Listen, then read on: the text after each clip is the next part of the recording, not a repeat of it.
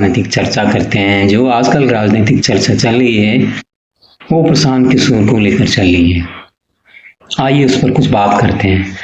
आज से करीब 27-2800 वर्ष पूर्व बिहार की धरती में एक राजनीतिक परिवर्तन हुआ था। तब नंद वंश का वहां पर शासन था और कहा जाता है कि जो धनानंद हैं, जो नंद वंश के राजा थे, वो जनता पर बड़े अत्याचार कर रहे थे और बड़े लोग उनसे नाराज थे।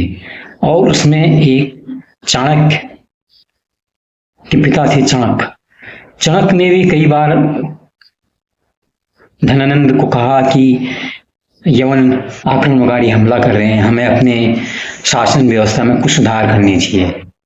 और कहा जाता है कि इस बात पर धनानंद बड़ा नाराज हुआ और चाणक्य के साथ उनकी कहासुनी हुई और इसको देशद्रोह का मामला उन्होंने साबित किया। और फिर कहा जाता है चाणक्य को फांसी दे दी गई और वो 12 वर्ष का उनका बच्चा युवक लड़का चाणक्य विष्णुगुप्त ये सब देख रहा था।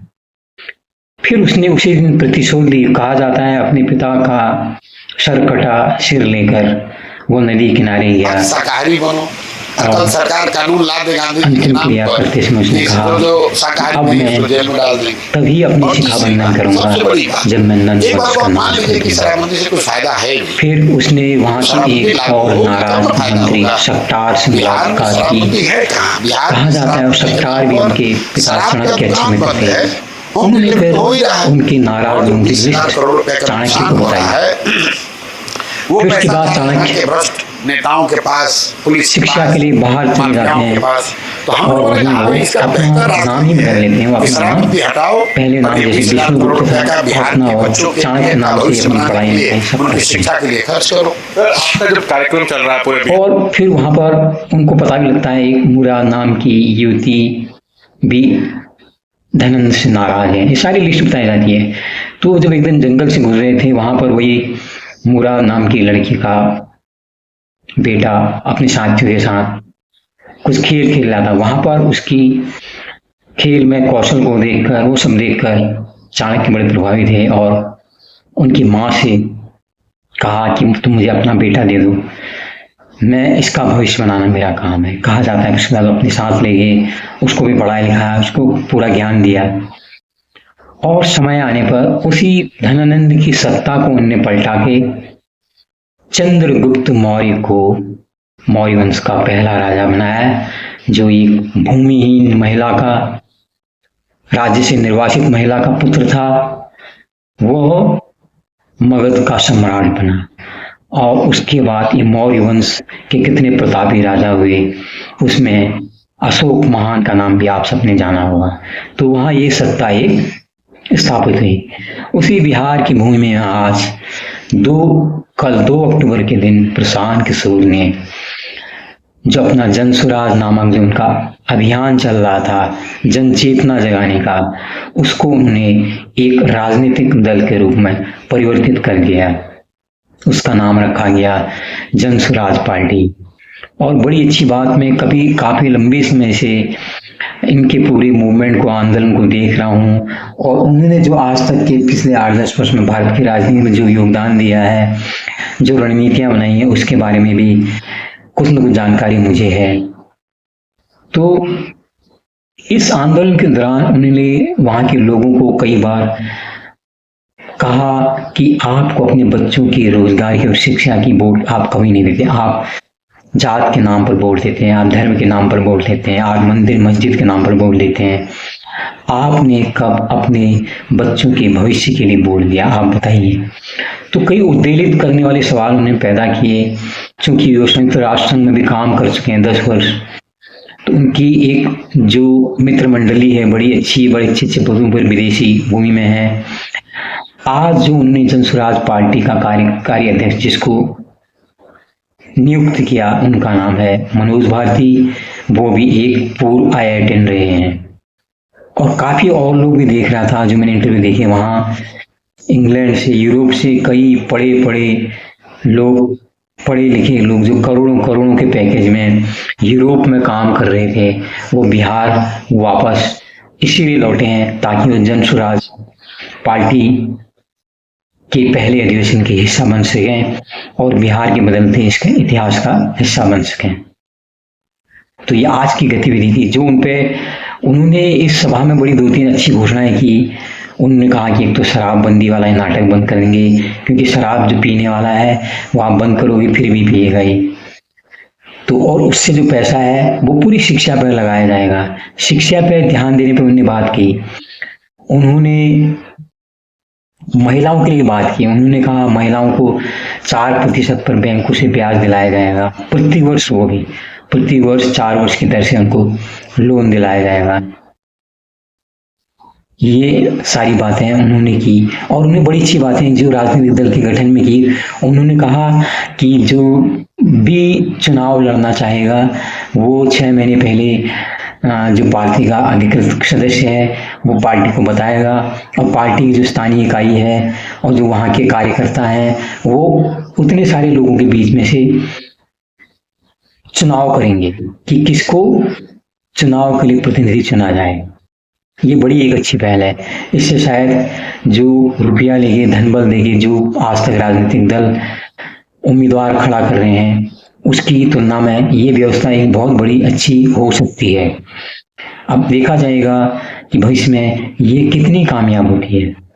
दूसरे उसे उन्होंने इसी के साथ साथ कहा कि उसी जो पार्टी को जो अगर उनका सदस्य बिगड़ता है, भ्रष्टाचार करता है, गलत काम करता है, उसको रिकॉल करने का भी उन्होंने अपनी पार्टी के संविधान में ऐलान किया हुआ है, जिसके तहत जो उनका प्रत्याशी जो जीत गया है वो गलत काम करता है, भ्रष्टाचार करता है, तो कार्यकारिणी उसको कह सकती है तो तुम इस्तीफा दे दो। इसमें कई लोग कह रहे हैं अगर वो इस्तीफा देता है तो फिर उपचुनाव का खर्चा कौन उठाएगा। लेकिन जो भी हो, यहाँ उपचुनाव तो अभी आप देखिए कई एमएलए जो उम्मीदवार हैं वो एमपी बन गए। क्या वो खर्चा नहीं था? उनको तो जनता ने 5 साल के लिए एमएलए के लिए चुना था, क्यों फिर उनको एमपी का टिकट दिया राष्ट्रीय पार्टी ने? क्या उनसे पैसे की वसूली दी? तो इस पे कोई तर्क नहीं करता। एक प्रशांत किशोर अपनी उसे प्रयास कर रहे हैं तो उसमें सारे लांछन लगाए जा रहे हैं। और जो मनोज भारती हैं जो राष्ट्रीय उनके कार्यकारी अध्यक्ष बनाए गए पहले, वो दलित समाज से आते हैं। लेकिन अच्छी बात यह है वो पढ़े लिखे हैं, काबिल हैं और बहुत से और भी लोग हैं जो उनके साथ बिहार में बदलाव का हिस्सा बनना चाहते हैं। आज अपने भाषण में उन्होंने कहा हम लोग बिहारी अस्मिता के लिए बात करेंगे। आज तक बिहार के लोग बाहर रोजगार करने चाहते थे, हम चाहते हैं कि बिहार खुद में रोजगार उत्पन्न करे। उसके लिए उन्होंने कहा कि जो किसान को मजदूर मुफ्त उपलब्ध कराया जाएगा। उन्होंने कहा कि सरकार अगर मनरेगा के लिए जो मजदूर देती है वो मनरेगा का मजदूर अगर किसान के लिए काम करेगा तो किसान के लिए वो मजदूर निःशुल्क हो जाएगा और उसको मनरेगा से उसकी दैनिक जो उसका पारिश्रमिक है उसका भुगतान मनरेगा से किया जाएगा। ये विचार अपने आप में अनूठा है, लेकिन ये बड़े काल्पनिक लग रहे हैं। लेकिन जिस तरह से मैं देख रहा हूँ पिछले 2-2.5 वर्षों से प्रशांत किशोर लगे हुए हैं, तो जनता को शायद उनको मौका देना चाहिए। लेकिन कई लोग कह रहे हैं कि जैसे दिल्ली में भी लोगों ने अरविंद केजरीवाल को मौका दिया, भर भर के वोट दिए, जबरदस्त उनको बहुमत दिया, लास्ट में पता लगा वो कितने आकूत भ्रष्टाचार में खुद डूब गए।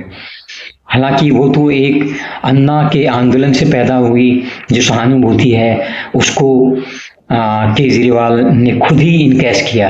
लेकिन यहाँ पर पिछले 2-2.5 साल से बिहार के हर गांव में प्रशांत किशोर जाके अलग जगा रहे हैं। और सबसे बड़ी बात कह रहे हैं वहाँ आप सबसे नेताओं के बच्चों को मत देखो कि किस नेता का बच्चा मुख्यमंत्री पद का उम्मीदवार है, ये किसका लड़का है। आप उनका भविष्य मत बनाइए।